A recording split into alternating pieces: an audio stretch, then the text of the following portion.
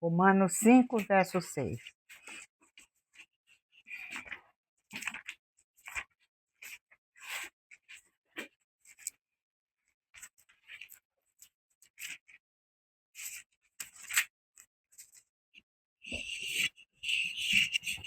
Porque Cristo, estando, estando nós ainda fracos, morreu a seu tempo pelos ímpios. Porque apenas alguém morrerá por um justo, pois poderá ser que pelo bom alguém ouse morrer. O 8. Mas Deus prova o seu amor para conosco, em que Cristo morreu por nós, sendo nós ainda pecadores. Deus prova o seu próprio amor para conosco pelo fato de que Cristo morreu por nós, sendo nós ainda pecadores. Então, nós vimos na carta aos Romanos, Paulo apresentou o Evangelho e depois ele vai mostrar a nossa necessidade. E aí ele mostrou a queda da raça, a necessidade da justiça ser satisfeita, então a redenção que há em Cristo Jesus, a propiciação dos pecados, e aí ele trouxe o testemunho de Abraão, de Davi, mostrando que é gracioso, né? Independente de que quer que façamos, é presente de Deus, é o amor de Deus em nossa direção. E aí nós vimos no capítulo 5, Deus falando da justificação para nós desfrutarmos essa paz que temos com Ele, mesmo quando passarmos por dificuldades, podemos nos exultar nas dificuldades, porque sabemos que Deus tem um propósito. E aí nós vimos dos versos 12 em diante o pecado entrando por um homem, mas por um homem, Jesus, o suprimento de Deus e a superexcelência da obra de Jesus com relação ao nosso pecado. Então eu queria bater, isso aqui eu sei que você já tem um entendimento, mas eu vou colocar rapidinho. Quando nós formos falar, me impressiona muito quando nós estamos pregando o evangelho, as pessoas, por que só Jesus? E as pessoas ficam para lá, para cá, mas não vão no âmago da questão, né? Então lembra que Deus disse que ele prova o amor dele porque ele morreu sendo nós ainda pecadores inimigos dele. Como é que isso aconteceu? Então, rapidinho, só a recordação, né? Como é que Deus criou o homem? E veja que eu salientei umas letrinhas aí que mostram singular e plural. Então, disse deuses. E deuses está no plural, por quê? Porque a palavra que Deus usou, Elohim, está no plural. E disse, o verbo aqui está no singular, mas ele disse deuses, façamos. Então, mais de um, tá certo? Embora aqui o verbo está no singular. Façamos o homem a nossa imagem, conforme a nossa semelhança. Quantas imagens, quantas semelhanças? Uma só, nossa, são nossas imagens, nossas semelhanças. Então, disse Deus. É um Deus triuno, estão vendo? Mas isso é só para mim é uma alegria enxergar essas coisas, porque muitas pessoas não enxergam que o nosso Deus é triuno. Então, por exemplo, Dave Hunt fala, quando fala, não, Deus é uma pessoa só, mas Deus é amor. Como ele podia exercer amor sendo uma pessoa só? Mas são três pessoas. Né? Então, o Deus da Bíblia é extraordinário, por isso ele tinha que se revelar a nós. E aí, o que ele diz? Façamos o homem conforme a nossa imagem, conforme a semelhança, tem ele domínio, né? Sobre toda a terra, todos os répteis, quer dizer, deu ao homem a vice-regência sobre a terra. Mas, quando chega no capítulo 2, verso 7, ele vai destrinchar um pouquinho mais como ele criou. Então, disse o Senhor Deus. Então, aqui entra não só Elohim, mas agora ele vai dar uma outra característica dele, que é Jeová. E não sei se vocês vão se lembrar, como ele inclusive mostrou em Pesach. Jeová é o nome da graça de Deus. Jeová é o nome da intimidade. Quem é Jesus? É aquele que traz intimidade para conosco, que nos revela quem é o Deus vivo. Então disse o Senhor Deus, Jeová Elohim, formou da onde? Ao homem do pó da terra. E o que ele criou? O corpo do homem. E lhe soprou nas narinas. Veja, Deus soprou nas narinas o fôlego de vidas.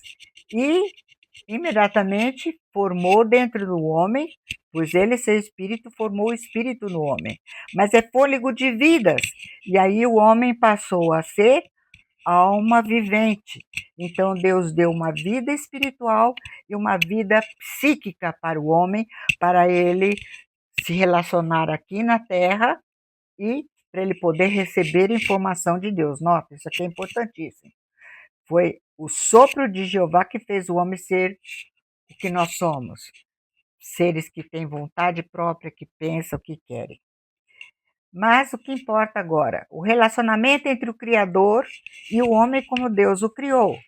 Então, o Espírito de Deus, né, faz revelação ao Espírito do homem. Deus não vai falar. Quem está separado de Deus abre a Bíblia e diz o quê? Essa é a palavra de homem. Não consegue enxergar. Então, o Espírito de Deus, por isso ele soprou em nós e formou o Espírito, fala o nosso Espírito. E aí, eu recebendo a informação de Deus pelo meu Espírito, ele passa, né, como uma pessoa, a alma, e ele vai manifestar as características de personalidade, querer, pensar e sentir, através do corpo. Então, a cadeia de comando é essa. Deus, a fonte de vida e sabedoria, ensinando, dando-nos direção como pessoas e expressamos através do corpo. Mas houve o pecado, como diz lá em Salomão diz em Eclesiastes, Deus criou o homem reto, mas ele se meteu em muitos problemas, né? Então houve o desligamento da raça humana do Deus criador. Então, com a introdução do pecado na raça, o homem ficou separado do Criador, ou seja, desligado da fonte de vida. Presta atenção. Ah, o homem não pensa, não pode. Não. Ele ficou separado da fonte da vida. Isso mostra que ele morreu, quer dizer, o seu espírito não tinha mais comunicação com o Espírito de Deus. Portanto, nós vamos ver que ele passou a ser o seu centro. E aí, morte, biblicamente, significa separação da vida, não é extinção. Vejam, gente, se vocês olharem o que os homens são capazes de fazer, incrédulos, sem Deus. Então, o homem pensa, e ele não perdeu a capacidade de pensar e de escolher. Tá? Ele só está separado da vida, que é o Deus vivo. E aí, então, qual foi o resultado dessa separação, dessa morte espiritual? Né? A alma passou a ser o centro de todas as ações. Eu. Lembra que a palavra sin, pecado em inglês, sin, né? S-I-N. E o que está no meio? O eu, I. Né? Então, a alma passou a ser o centro de todas as ações. O eu, controlando o espírito, ah, a alma passou a controlar o espírito e o corpo. Ela que é a dona. Tanto que, para eu adorar, eu preciso ver, preciso tocar, porque a alma, ela, ela está intimamente ligada ao corpo. Ela não tem condições de se abster. E quando ela se abstém, quem é que dá essa espiritualização para ela? Espíritos imundos, demônios, através de toda a gama de espiritismo que existe no mundo, de manifestação demoníaca, levando, porque o Satanás sabe o que o homem quer e ele, então, engana o homem. E a alma toma a posição, inclusive dirigindo a adoração, que é a atividade do espírito. E ela usa o corpo como lhe apraz. Né? Que é meu corpo, minhas regras, tá certo? Então, este é o resultado da queda do homem. Portanto,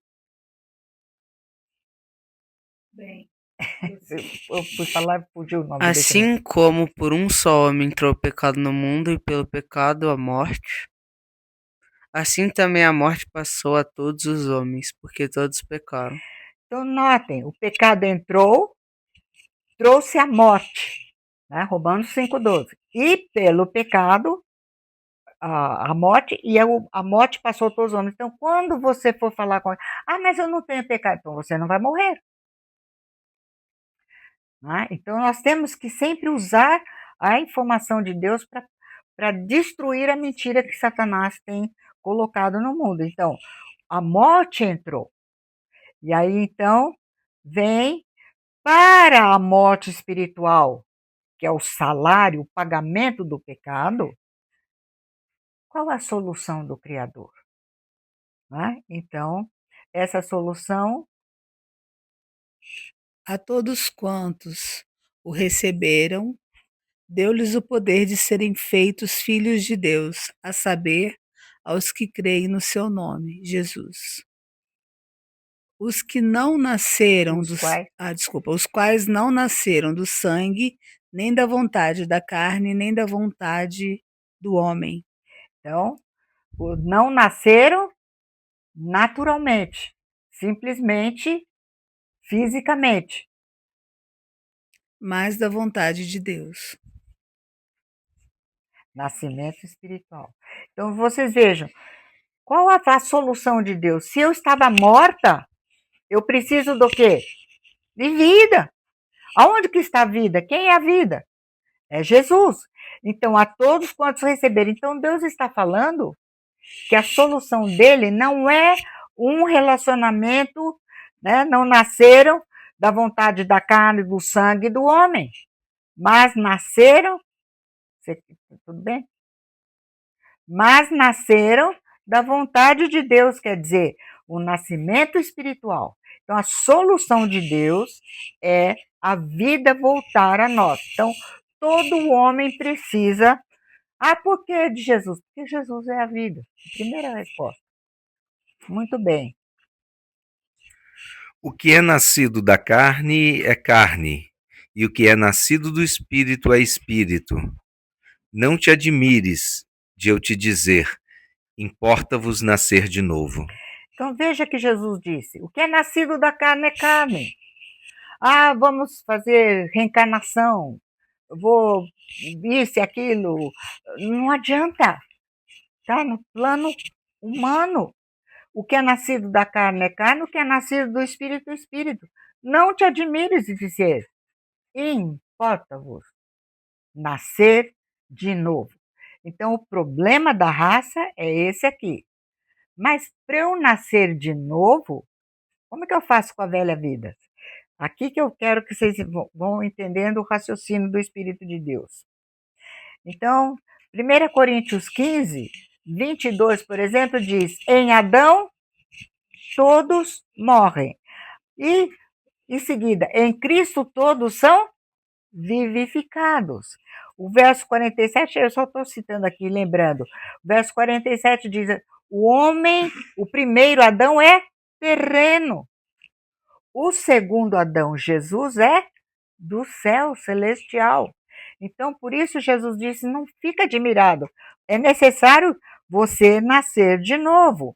Então, ele diz lá que assim como trouxemos a imagem do terreno, nós temos que trazer a imagem do celestial. Então, Deus está propondo para nós uma nova vida, uma restauração daquilo que foi perdido por causa do pecado.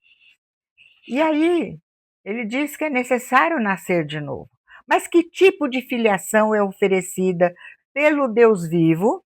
Né? Se ele diz o que é nascido da carne é carne e o que é nascido do espírito é espírito, que tipo de relacionamento? Né? Como diz João 3,16, que tipo de filiação? E aí, vocês lembram da minha mexeriqueira, né?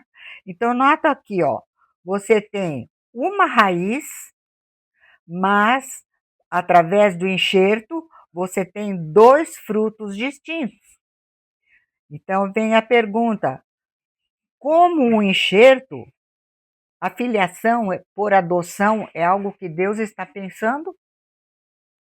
O que é nascido da carne é carne. Como é que Deus vai pegar um filho de vovô Adão e vai adotar na sua família? Vocês estão entendendo que tem que ser mudado? Não dá para ser adoção? Senão, nós vamos sermos alimentados por ele, e o que nós vamos produzir? Fruto da carne. Deu para entender? Então, isto absolutamente não. Não te admires eu te dizer, importa-vos nascer de novo. Então, continuando. Disse Jesus: em verdade te digo que, se alguém não nascer de novo do alto, não pode ver o reino de Deus. Vocês estão entendendo? Não pode ver.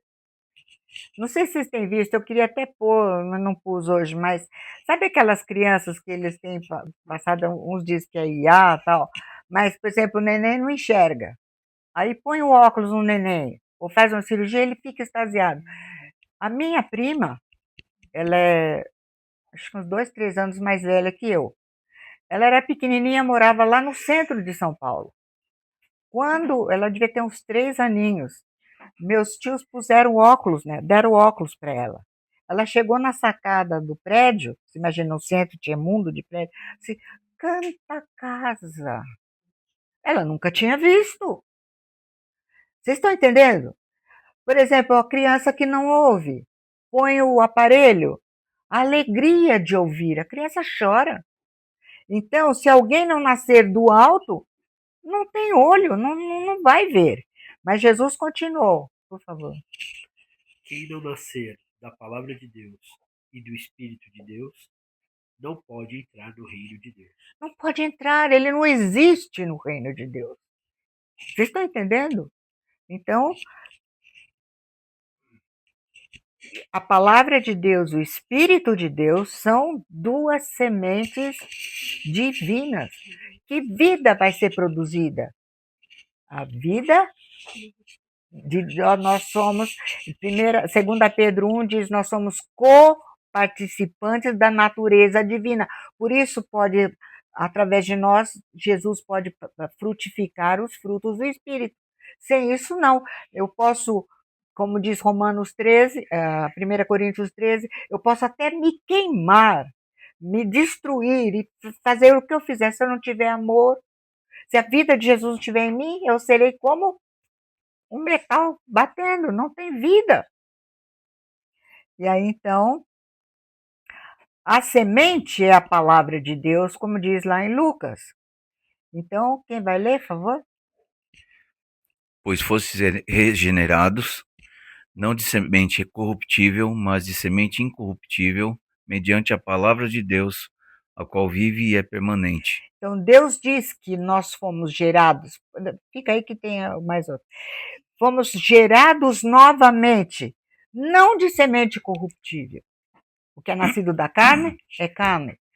A vida que Deus vai gerar em nós, pela palavra dele que vive e é permanente, eterna, a palavra de Deus é a vida eterna.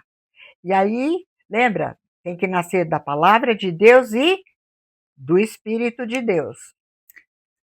Todo aquele que é nascido de Deus não vive na prática do pecado, pois o que permanece nele é a divina semente, o Espírito Santo.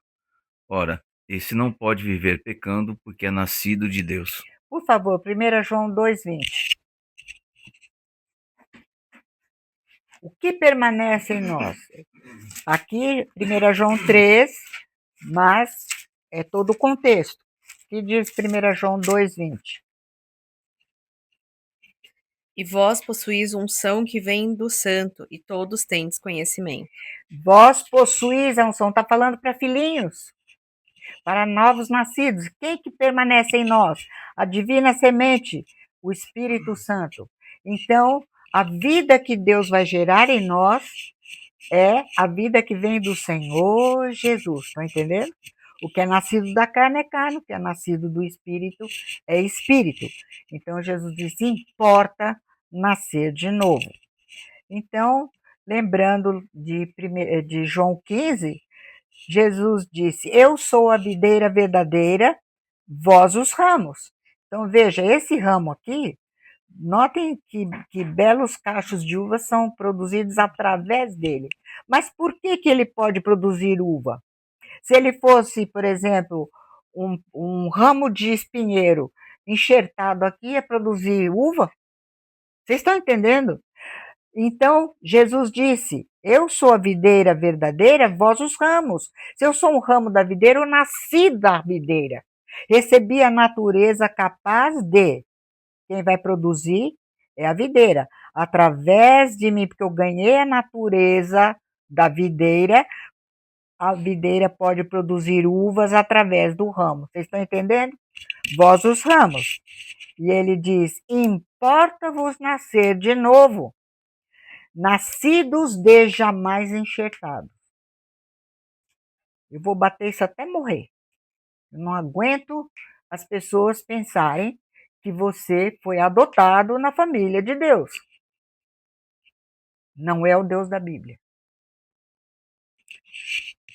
Portanto, o próprio Espírito testifica com o nosso espírito que somos filhos de Deus. E agora, filho, vocês lembram, eu já falei, a expressão teknateu, que quer dizer teknon, filho, é um substantivo que vem do verbo tikto, que significa dar à luz. Quando Deus está dizendo que você é filho dele, teknateu, ele está dizendo você é meu filho gerado de mim. Então, especifica uma relação baseada na comunicação de natureza. Então, foi dado à luz, veio daquela semente, tá certo? Então, pertence ao Deus vivo. Então, o Espírito Santo testifica com o nosso espírito que somos nascidos genuinamente de Deus, de duas sementes de Deus, da palavra de Deus, do Espírito de Deus. Portanto, essa vida que está em nós é a vida de Deus. Vocês não se alegram, não? Pensa um pouquinho. Você, quando você fala pai, você está falando pai, ele é meu pai. Eu nasci dele. Eu tenho a vida dele em mim. E aí, como terminou Romanos 5, porque ele fala, por um homem entrou o pecado, por um homem a resolução do pecado. E aí ele mostra que Jesus superabunda em relação ao pecado.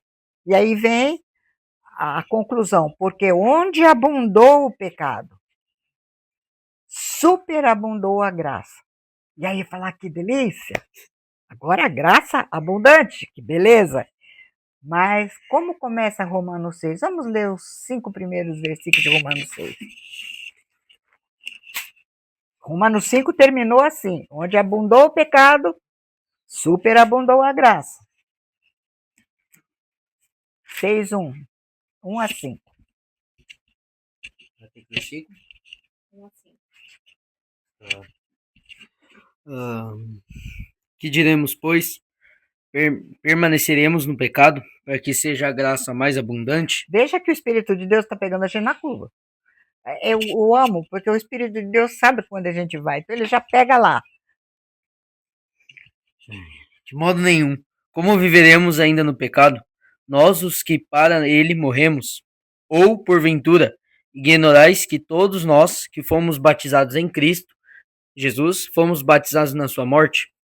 Fomos, pois, sepultados com ele, na morte pelo batismo, para que, como Cristo foi ressuscitado dentre os mortos pela glória do Pai, assim também andemos nós em novidade de vida. Aí tá bom.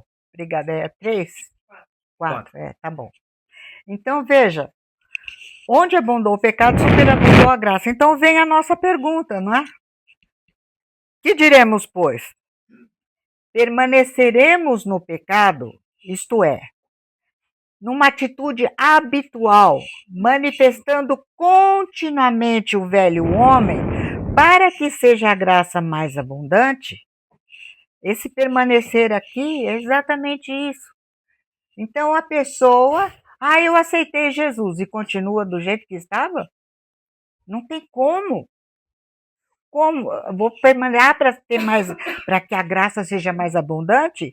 De jeito nenhum. Então, essa expressão, esse verbo permanecer, né? Epi é sobre, meno, habitar. Então, eu vou continuar na velha vida, né?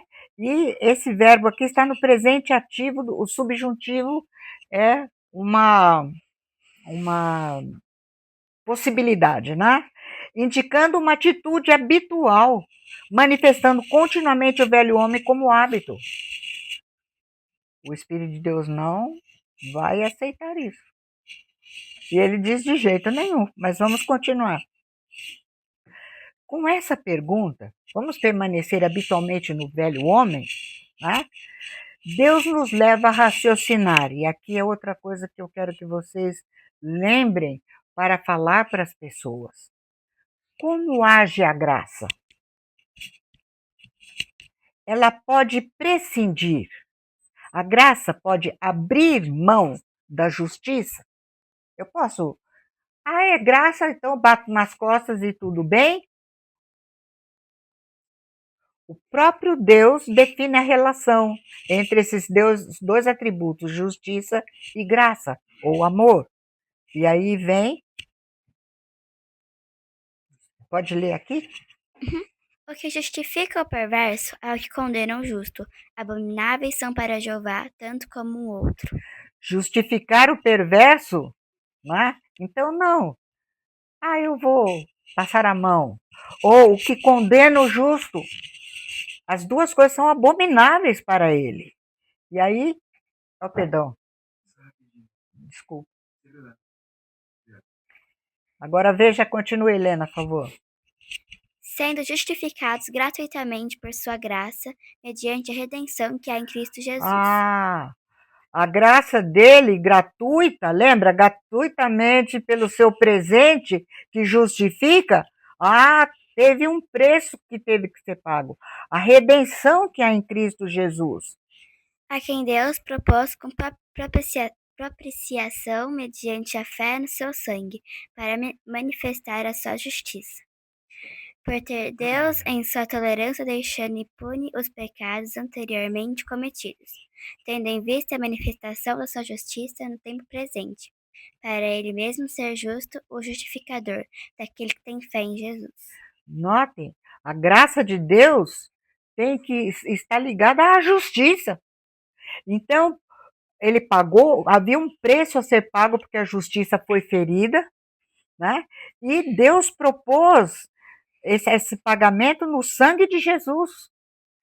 E ele, por muito tempo, no Antigo Testamento, aceitou o sacrifício de animais, de certa maneira impunes, porque ele tinha em vista que ele ia manifestar que ele é justo.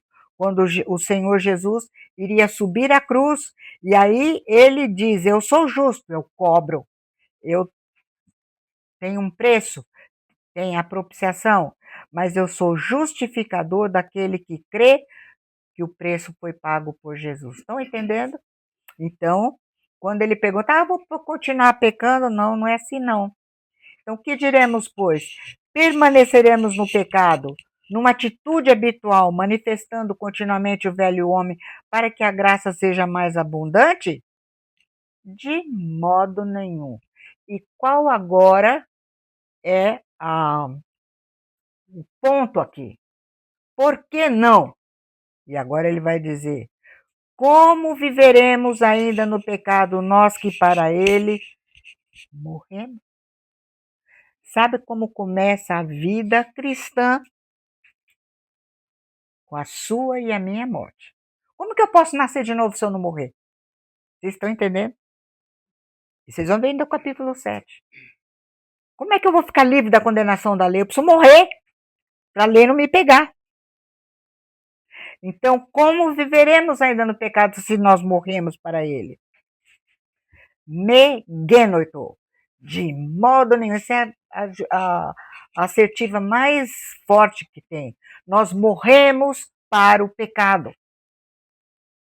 E isso tem que fazer diferença na nossa vida, na vida do crente. Morremos está no auristo. Lembra, auristo uma vez só. Quando você aceitou Jesus, você morreu. E nós vamos ver como é que ele matou a gente. Eu agradeço todo dia ele ter me matado. Ocorreu pontualmente, um ato, especificamente quando fomos salvos. E lembrando, morte, tanto a morte espiritual, separação de Deus, como a morte física no nosso corpo, é separação, não é extinção. Ah, como diz o Adventista, que você vai sumir, desaparecer, os TJ também. Lembra do rico. E eu estava ouvindo o Lennox falando sobre o rico e Lázaro, e eu nunca tinha pensado nisso. Veja se o rico quis sair de lá. Ele não pediu para sair de lá. Ele pediu para Lázaro ir lá dar um refresco para os irmãos dele lá, mas ele não queria sair de lá. Sabe por quê? Porque lá é o lugar onde eles habitam, diz o Salmo 49. É o lugar deles. Quando alguém fala para mim, eu quero ir para o céu. Se você não nascer de novo, você não quer, não. O céu vai ser a coisa mais terrível, mais chata para você. Se você não nascer de novo, você não suporta o céu. Lá é tudo certinho. O que vai acontecer no milênio? Tudo certinho? Como a areia do mar vão se rebelar contra Deus. Vocês estão entendendo? Se não nascer de novo. Então, morte para o pecado é separação do poder do pecado. Não é extinção. Deus vai me livrar. Nós vamos ver depois o resto do Romanos 6, mas a separação do poder do pecado é ser libertado do pecado em posição, é ser justificado, declarado justo. Tá? Então, precisamos entender bem isso. Vamos ler os versos 18 e 22 do 6 mesmo, Romanos 6, 18 e 22, por favor.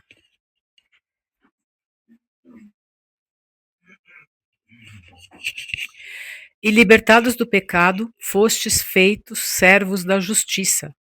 Falo como homem, pela fraqueza da vossa carne, pois que, assim como apresentastes os vossos membros para servirem à imundícia e à maldade para a maldade, assim apresentai agora os vossos membros para servirem à justiça para a santificação. Verso 22, você leu?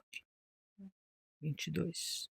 Mas agora, libertados do pecado e feitos servos de Deus, tendes o vosso fruto para a santificação e, por fim, a vida eterna. Libertados do pecado, servos da justiça. Agora tem fruto de justiça. Vocês estão entendendo? Libertados, então. A morte para o pecado é ser libertado, não é extinção. O pecado está aí, que vai ser só lá no fim. Então, lembra que ele disse que nós fomos batizados na morte de Jesus. Então, 2 verbos são usados no Novo Testamento para o ato de batizar, unir. Então, o primeiro verbo é bapto. Especifica um contato momentâneo, pôr e tirar. Então, bapto significa pôr e tirar. O sentido primário é mergulhar. Ocorre 3 vezes no Novo Testamento. Lucas 16, lembra que o rico pediu para ele molhar a ponta da língua dele? João 13, o que Jesus fez? Pegou o pão, pegou aquele bocado e deu para Judas, lembra? E Atos 19, que as vestes de Jesus estão tintas de sangue. Apocalipse, o que eu falei? Desculpa. Apocalipse 19. Então, sentido secundário, tingir ou manchar, efetuado por meio de imersão, que é Apocalipse. E o outro verbo é baptizo. A ideia é submergir. Implica somente em pôr, não tirar. Qual é o sentido primário? Indica submersão, um envolvimento físico em um elemento, dentro de, o qual tem o poder para influenciar ou mudar aquilo que é envolvido. O sentido secundário refere-se a algo que tem sido trazido sob o poder transformador ou sob a influência de outra coisa. Então, há uma imersão. E aí, olha a definição: o que quer que seja capaz de mudar completamente o caráter, o estado ou condição de qualquer objeto é capaz de batizar aquele objeto. Com tal mudança de caráter, estado ou condição de fato, o batiza. Então, esse é o Dr. James Dale que deu essa definição. E aí nós temos isso aqui. O que o pote de picles nos ensina sobre batismo? A metáfora veio de um poeta médico e gramático grego chamado Nicander, provavelmente também um chefe de meio período. Ele cozinhava. Escreveu uma receita de como se fazer picles de vegetais. Então ele disse assim: na sua receita, Nicander escreveu que para fazer um picles, o vegetal deve ser primeiro mergulhado em água fervente e depois imerso em uma solução de vinagre. Obviamente ele escreveu isso em grego. Ele era grego, escreveu em grego. A palavra grega que ele usou para descrever o processo de mergulhar o vegetal em água fervente é a palavra bapto. E a palavra grega que ele usou para descrever o processo de deixar o vegetal imerso para sempre no vinagre é a palavra baptizo. Então veja, ele usou os dois verbos. Muito bem. Ser batizado não significa ser mergulhado em Cristo e então continuar vivendo a mesma vida anterior. Não foi batizado. De forma alguma. Ser batizado significa ter sido para sempre imerso na morte de Cristo. Assim como um picles é deixado para sempre imerso no vinagre. Quando você prova um vegetal em conserva, ele tem mais gosto de vinagre que o do próprio vegetal, não é? Portanto, estou crucificado com Cristo. Logo, já não sou eu quem vive. Cristo vive em mim. Então, eu sempre gosto de mostrar, para a gente exemplificar aqui, como peguei o corante da Rana aqui que eu achei. Então, aqui nós temos, por exemplo, esse daqui, eu sempre ponho a data, esse aqui eu não pus, mas esse aqui já foi batizado, faz tempo ele continua diferente, continua batizado, não mudou, né? E aqui eu tenho um rapaz e uma moça, né? Aqui só para vocês verem mais o Dirceu que conseguiu essa mocinha bonitinha para mim, né? Batismo. Esses daqui, vocês estão vendo que tem um plástico em volta. Eles não nasceram de novo. Você pode pegar um pedaço de papel higiênico para mim, por favor? Porque eu esqueci de pegar. Então, notem, se ele for batizar, o que tem que acontecer para ser batizado? Não é só mergulhar. Tem que haver uma mudança. Vocês estão vendo que tem muita gente que diz que aceitou Jesus como Salvador, mas não muda. É o que Deus está falando, tá? Então, veja, ele continua. Todo ano eu batizo ele e ele continua assim. Né? Vamos fazer com a menininha aqui bonitinha, né? Ah, vai lá e continua do mesmo jeito. Quer dizer, isso não é batizar. Quando você e eu aceitamos Jesus como Salvador, o Senhor, o Espírito de Deus nos tomou e nos colocou na morte de Cristo. Vocês estão vendo que a água entra por tudo. E agora esse aqui não é mais a mesma coisa. Ele foi modificado. Vou deixar aqui dentro. E a moça muda. Isso é batizar. Isso é batizar. Então, veja, Tem que haver uma mudança. E nós fomos colocados na morte de Cristo. Acabou. Então vamos entender o que significa isso.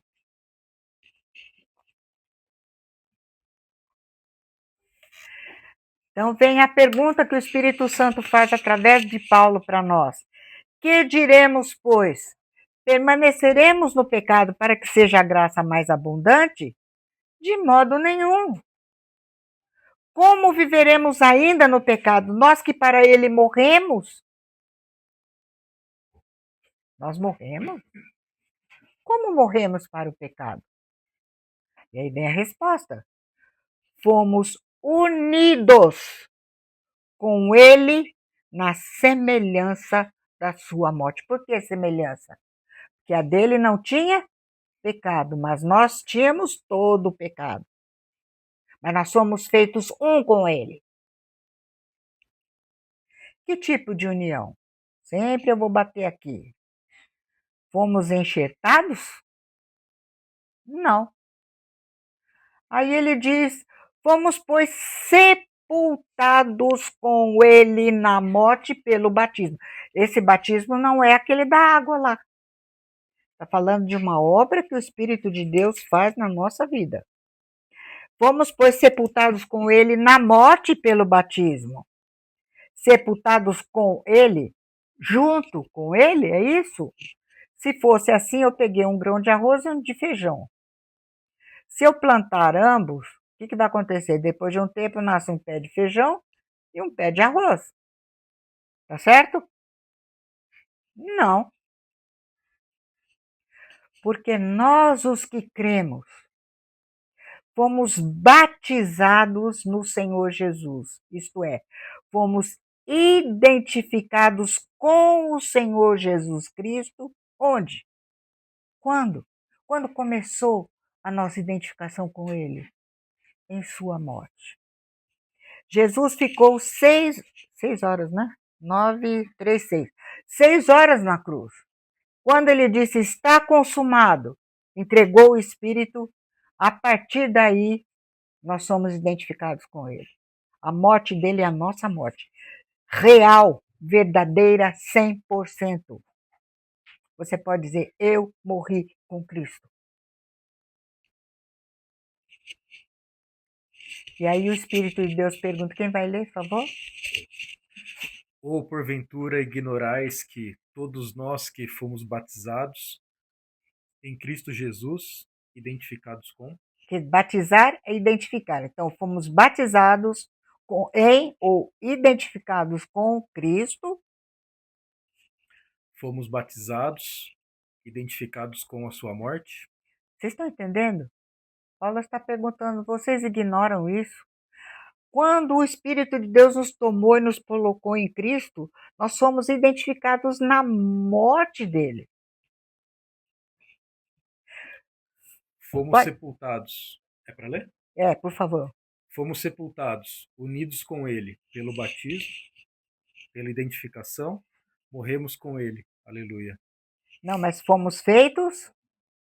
Fomos feitos um com o Senhor Jesus. Então nós morremos com ele. Nós fomos feitos um. Essa obra do Espírito de Deus, o Espírito de Deus nos tomou e nos fez um com Cristo. Nós não fomos juntos com, nós fomos dentro. Vocês estão entendendo? Em Cristo. Fomos sepultados com ele na morte. Pelo batismo, pela identificação. Obra do Espírito de Deus.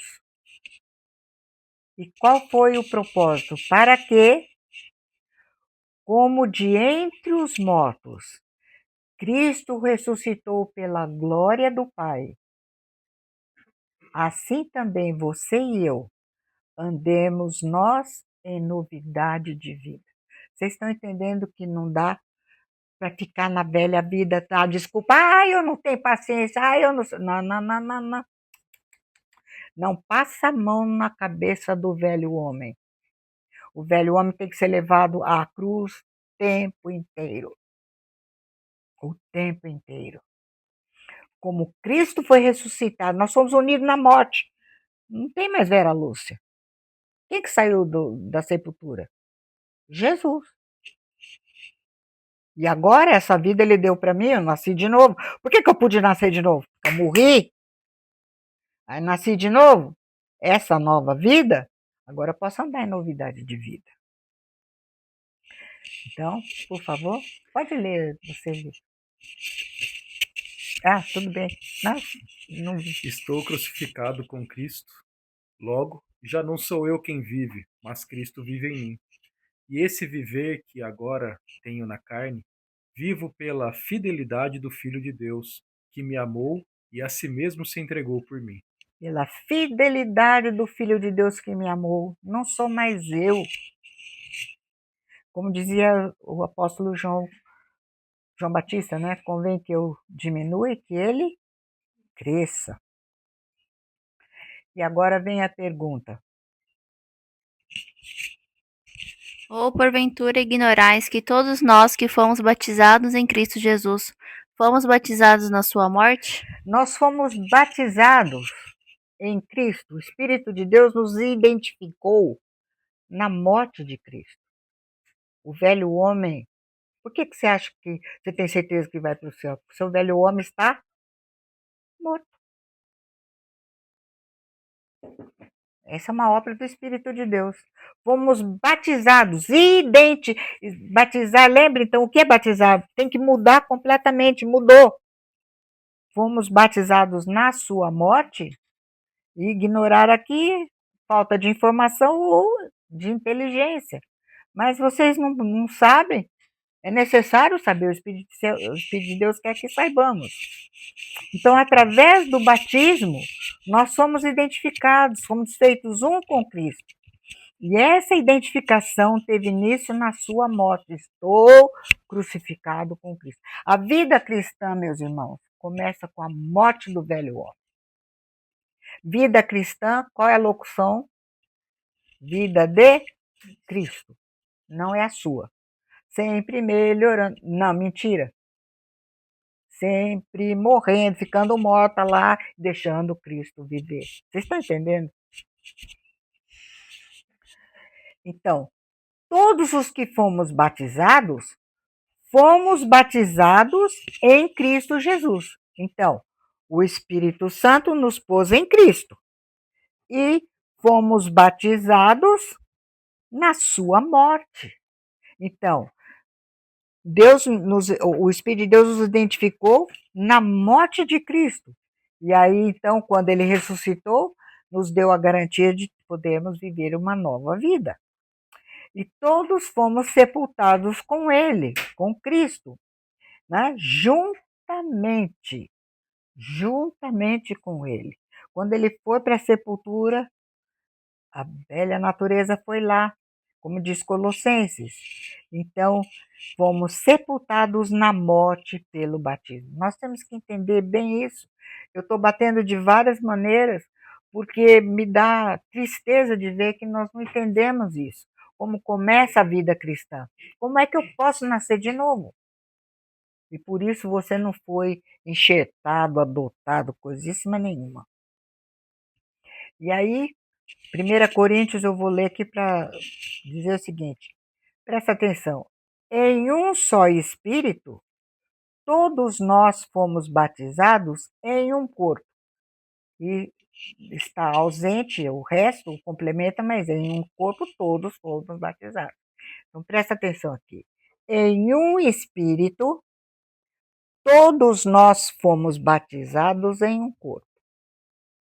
Nesta presente época, na época de Pentecoste, na época de Shavuot, quando Deus está lidando com 2 pães cheios de fermento, formando um único pão, lembra? Um único em Cristo. O Espírito de Deus, o Senhor Jesus nos toma e nos coloca no Espírito. E aí o Espírito nos coloca no corpo. São 2 coisas que acontecem ao mesmo tempo, no momento que você aceitou Jesus como Salvador. Então, em primeiro lugar, o Senhor Jesus é o batizador. e ele nos identifica no Espírito Santo. Então, o Espírito Santo passa a nos habitar. E na presente época, ao nos habitar, ele nos vai fazer parte do corpo de Cristo. Então, em primeiro lugar, o Senhor Jesus é o batizador no Espírito Santo. Então, vamos ler esses textos. João 1, esse 16, 17, esse amarelo eu vou ler. Então, João 1, 33, vamos ver o que João Batista fala de Jesus.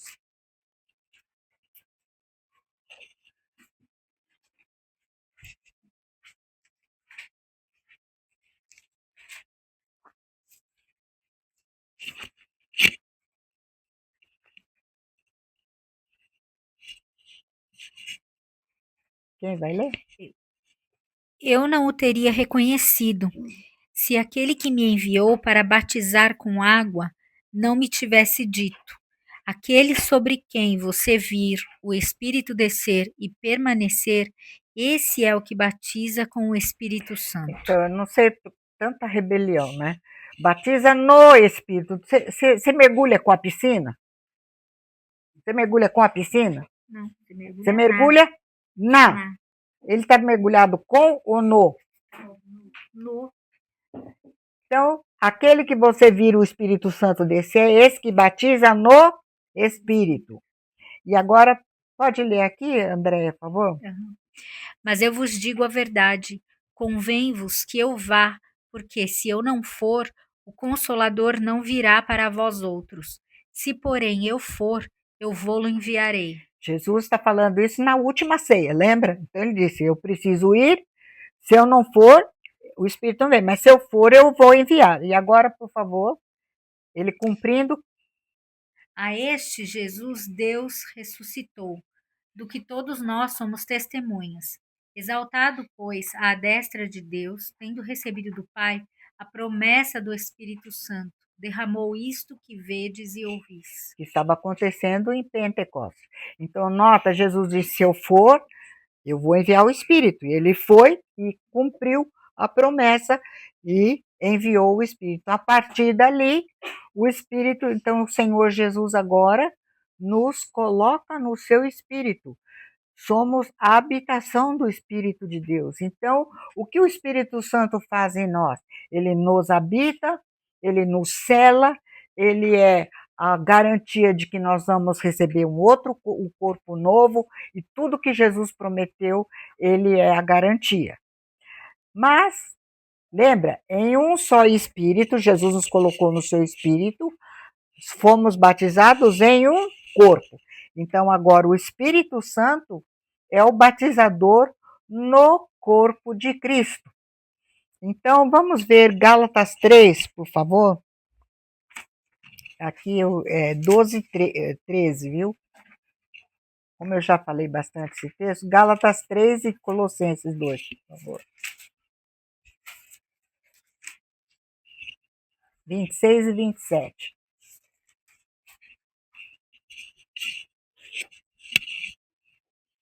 Pois todos vós sois filhos de Deus, mediante a fé em Cristo Jesus. Porque todos quanto fostes batizados em Cristo, de Cristo, vos revestiste. Todos vós que fostes batizados em Cristo, de Cristo, vos revestistes. Colossenses 2, 11 e 12. Duda.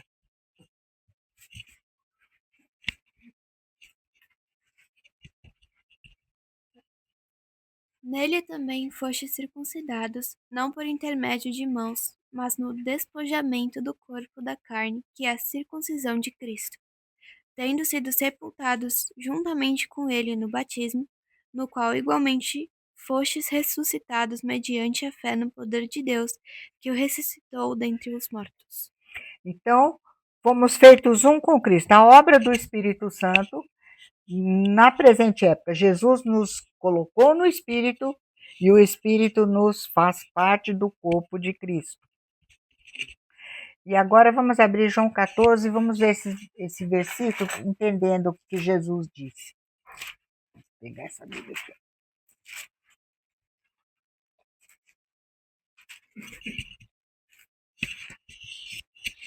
Eu vou ler esse aqui depois. Verso 20, veja que tem duas. Olha que interessante, né? Vamos ver se eu vou conseguir ler. Naquele dia, Vós conhecereis. não dá. Lê. Quer Não. aqui? Aqui, obrigado. É que eu quero destacar aqui, ó. Naquele dia, vós conhecereis que eu estou em meu Pai. Então, ele e o Pai são um. Vós em mim, corpo de Cristo. E eu em vós, habitação do Espírito. E lembra que logo em seguida ele diz assim, ó.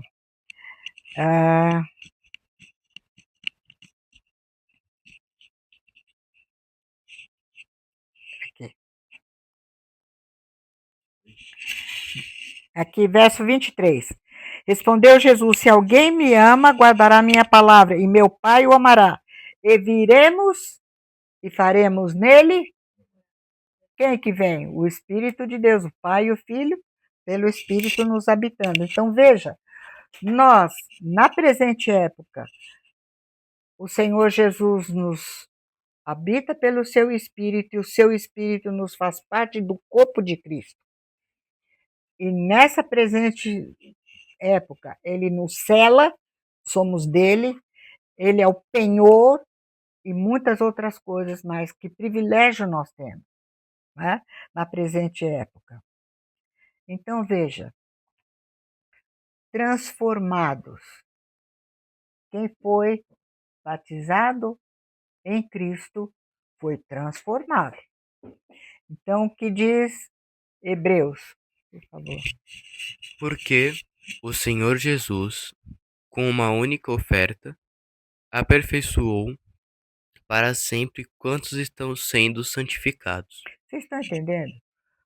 Uma única oferta aperfeiçoou posição. E isso nos fez transformados. Por que temos essa posição? Nós morremos com Cristo e nascemos de novo.